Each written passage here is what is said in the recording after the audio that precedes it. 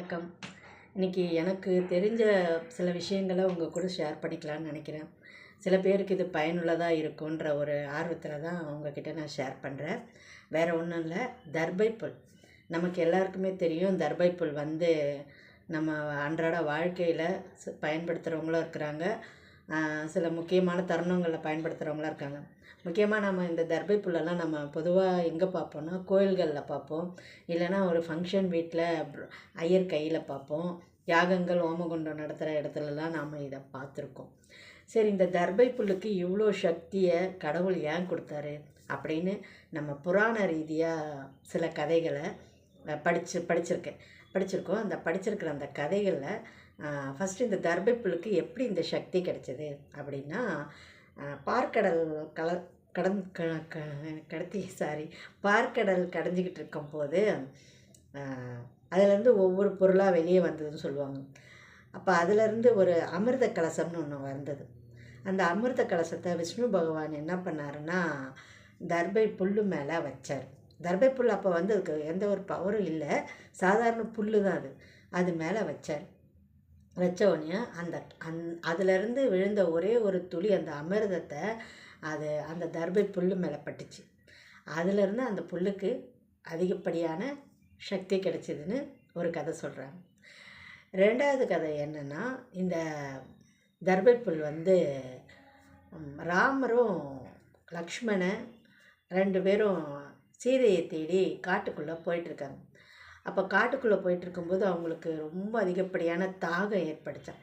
அப்போ அந்த தாகம் ஏற்படும்போது ஒரு இடத்துல உட்காந்து தண்ணி தாகத்துக்கு உட்காரும்போது ஒரு முனிவர் அந்த வழியாக உங்களுக்கு தண்ணி தாகம் அதிகமாக இருக்குது, இந்த தண்ணியில் இந்த புல்லை போட்டு குடிச்சிங்கன்னா உங்கள் உடம்புல புத்துணர்ச்சி கிடைக்கும், இழந்த எல்லா எனர்ஜியும் கிடைச்சிரும்னு சொல்லி அந்த தண்ணியை கொடுக்குறேன். அதை குடித்ததுக்கப்புறம் அதுக்கப்புறம் ராமருக்கு பழைய புத்துணர்ச்சி வருது. அதிலிருந்து ராமர் தன்னுடைய வாழ்க்கையில் இப்போ எந்த யாகம் நடத்தினாலும், எந்த விஷயத்துக்கு நடத்தினாலும் அதில் முதல் பொருளாக என்ன செஞ்சார், இந்த தர்பை புல்லை பயன்படுத்தினாலும் ஒரு கதை சொல்கிறாங்க. இன்னொன்று புராண கதையில் பிரம்மன் ஒரு யாகம் நடத்தும்போது அதுலேருந்து தீப்பொறி வெளியே அந்த தீப்பொறி மூலயமா ஏற்பட்டது தான் இந்த தர்பை புல்ன்றாங்க. இப்படி புராண கதைகள் நிறைய சொல்லலாம். அந்த கதைகள் கட்டுக்கதைகள்னு சில பேர் நினைக்கலாம், சில பேர் அது புனிதமானது உண்மையானதுன்னு நினைக்கலாம். அது நடந்ததோ நடக்கலையோ அவங்கவுங்க எண்ணங்களை பொறுத்தது, ஏற்றுக்கிறத பொறுத்தது. சரி, நாம் இந்த தர்பை புல்லை நம்ம வாழ்க்கையில் எப்படி பயன்படுத்துகிறாங்க, எங்கெங்கே பயன்படுத்துகிறாங்கன்னு நம்ம பார்த்தோம்னா, இந்த யாகம் நடத்தும் போதோ இல்லை கல்யாணம் இது பண்ணும்போதோ அந்த புரோகிதர் போட்டிருப்பார், மோதிரம் மாதிரி போட்டிருப்பார், நீங்கள் பார்த்துருப்பீங்க. அந்த தர்பை புல்லை அந்த மோதிரம் மாதிரி போட்டிருக்கு பவித்திரம்னு பேர். அதை போட்டுட்டு தான் என்ன பண்ணுவாங்கன்னா ஹோமம் அந்த இதெல்லாம் சொல்லுவாங்க, பாராயணம் எல்லாமே சொல்லும்போது நம்ம எனர்ஜி என்ன ஆகும், கொஞ்ச நாளுமே நம்ம வாசிக்க எனர்ஜி இழப்போம் இல்லையா, அந்த எனர்ஜி இழக்காமல் இருக்க தான் அந்த தர்பை புல் அவங்க விரலில் போட்டுக்கிட்டு அதை சொல்கிறாங்க. நம்மக்கிட்ட இருந்து எந்த எனர்ஜியும் அது வெளியே ஏற்றாது, அதிகமாக கொடுக்குன்றதுனால. ரெண்டாவது, இது நம்ம வாழ்க்கையில் என்னென்ன ரீதியான இந்த சூரிய கிரகணம், சந்திர கிரகணம், இந்த கிரகணங்கள்லாம் பிடிக்கும்போது தண்ணியில் போட்டு வைங்க, சாப்பாட்டில் போட்டு வைங்கன்னு சொல்லுவாங்க. ஏன் அப்படி சொல்கிறாங்க அப்படின்னா, அதில் அந்த கெட்ட சக்திகள் கெட்டு போகாமல் இருக்கிற கிருமிகள் உருவாகாமல் இருக்க இந்த தர்பை புல் மிகவும் உதவுது, அந்த கிருமிகளை கொல்லுது அப்படின்னு ஒரு இது சொல்கிறாங்க. கெட்ட கதிர்வீச்சுகளை என்ன செய்யுமா, அது உறிஞ்சுமா. மருத்துவ குணமாக என்ன சொல்கிறாங்கன்னா, உடம்புக்கு குளிர்ச்சி, நமக்கு ரத்த சுத்தப்படுத்துது, பிபி சர்க்கரையை எல்லாம் நார்மல் பண்ணுது, அந்த தண்ணியை குடித்தா நமக்கு சக்தி கிடைக்கிது அப்படின்னு சொல்கிறாங்க. அந்த இலையை நம்ம அரைச்சி போடும்போது, காயத்துக்கு அரைச்சி போடும்போது அது நிவாரணமாக இருக்குது. இதெல்லாம் உண்மையான்றது பயன்படுத்துகிறவங்க பயன்படுத்திக்கிட்டு தான் இருக்கிறாங்க, சந்தேகப்படுறவங்க அதை யூஸ் பண்ணாமல் இருக்கிறாங்க.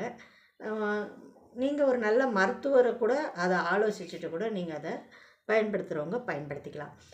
அப்புறம் சுற்றுச்சூழலில் இது எப்படி பயன்படுதுன்னா, மண் அரிப்பு அதெல்லாம் மண் அரிமானத்தை தடுத்து அது காப்பாற்றுது. நிறைய வளர்க்கும்போது இது வந்து 5000 ஆண்டுகள் பழமையான ஒரு 5000 வருடத்துக்கு பழமையானது அப்படின்னு இதை வந்து சொல்கிறாங்க.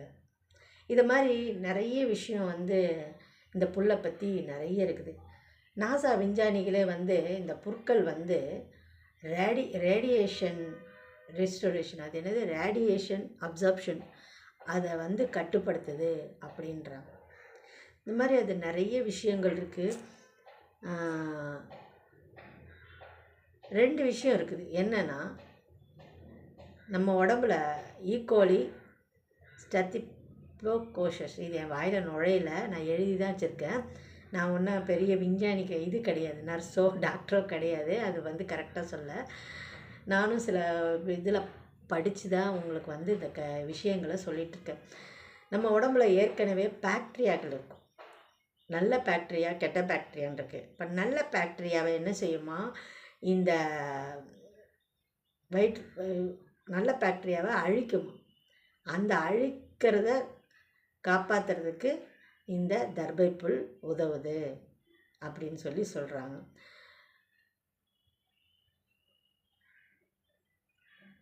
இந்த ஈகோலி அப்படிங்கிறது வயிற்றுப்போக்கை ஏற்படுத்து, வயிற்றுப்போக்கு நமக்கு ஏற்படுறது, வாந்தி, மயக்கம், இந்த மாதிரி வரும்போது அந்த நல்ல பாக்டீரியாவை கொன்றதுனால நமக்கு ஏற்படுது.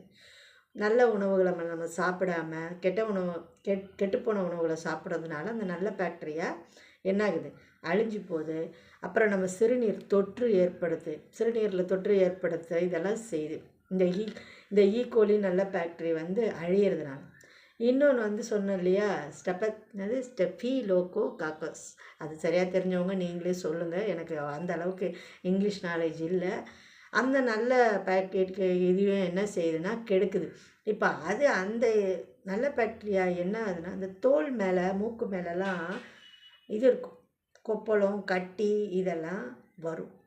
அதை வந்து என்ன செய்யுது, அது நம்ம உடம்புக்குள்ளே ரத்தத்துக்குள்ளே போயிடுச்சுன்னா மிகப்பெரிய ஆபத்தை உருவாக்கும்.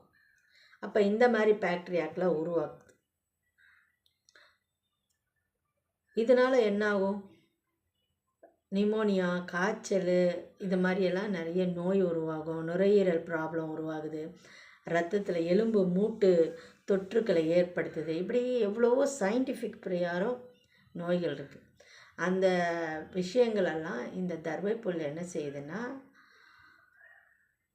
க்யூர் பண்ணுது. சரி, இது வந்து எப்படி வந்து இது பண்ணுறது அப்படின்னா, நம்ம சுத்தமாக இருக்கிறதுனாலையும், வீட்டை க்ளீனாக வைக்கிறதுனாலையும், நம்ம உடல்நிலையை சுத்தமாக வச்சுக்கிறதுனாலையும், நல்ல உணவுப் பொருட்களை சாப்பிட்றதுனாலையும், சுத்தமாக முதல்ல கை கழுவிட்டு சாப்பிட்றதுனாலையும் தான் இந்த உடம்புல இருக்கிற அந்த நல்ல பாக்டீரியாவே இருக்கும். ஒருவேளை அப்படி அந்த மாதிரி ஆகிற சமயத்தில் இந்த தர்பை புல்களை என்ன செய்கிறாங்க, தண்ணியில் பயன்படுத்தி குடித்து உடம்பை சரி பண்ணுறாங்க. இது ஒரு நல்ல மருத்துவர்கிட்ட கூட, உங்கள் வீட்டில் நர்ஸ் இருந்தால் கூட அவங்கள வந்து நீங்கள் கேட்டுட்டு கூட இதை கண்டிப்பாக யூஸ் பண்ணி பாருங்கள். சரி, இந்த தர்பை புல் அறிவியல் ரீதியாக நீங்கள் பார்த்துட்டீங்க, அப்புறம் மருத்துவ ரீதியாக நீங்கள் பார்த்துட்டீங்க. ஆனால் இந்த ஆன்மா, ஆவி, அதுக்கு எதுக்கு இது இதாகுது அப்படின்னா, இந்த தர்பை புல் வந்து கோயிலில் கட்டியிருக்காங்கன்னு சொன்னல, இந்த கோயிலில் கட்டியிருக்கிற அந்த மனிதர்களுக்கும் மேலே இருக்கிற அந்த தேவர்களுக்கும் ஆண்டனா தான் அந்த தர்பை புல். கொடிமரம் எங்கே இருக்குது, தேவர்கள் எங்கேயோ இருக்கிறாங்க. இவங்க 2 பேரையும் கனெக்ட் பண்ணுற, எப்படி டிவிக்கு ஆண்டனா போட்டால் தான் வீட்டுக்குள்ளே டிவி பார்க்க முடியுமா, அது மாதிரி இது ஒரு ஆண்டனா மாதிரி செயல்படுமா இந்த தர்பை புல். ஏன்னா அது மேலோகத்திலேருந்து வந்த ஒரு பொருள் அல்லவா, அதனால் அதுக்கு அந்த பவர். அதே மாதிரி ஏன் 10 நாள் திருவிழா காலங்களில் 10 நாள் அந்த மாதிரியெல்லாம் கொடி மரத்தை சுற்றி கட்டுறாங்கன்னா, மனிதர்கள் வந்து போகிற இடம், அவங்கக்கிட்ட இருக்கிற நெகட்டிவ் எனர்ஜி, அவங்கக்கிட்ட இருக்கிற நோய், இது அவங்களுக்கெல்லாம் அது எதிர்ப்பு சக்தி கொடுக்க, அந்த இடத்தையே ஒரு பாசிட்டிவ் எனர்ஜியாக வச்சுக்கிறதுக்கும் இது முக்கிய ஒரு பொருளாக பயன்படுறதுனால தான் தர்பை புல்லை அந்த கொடிமரத்தில் கட்டி வச்சுருக்குறாங்க.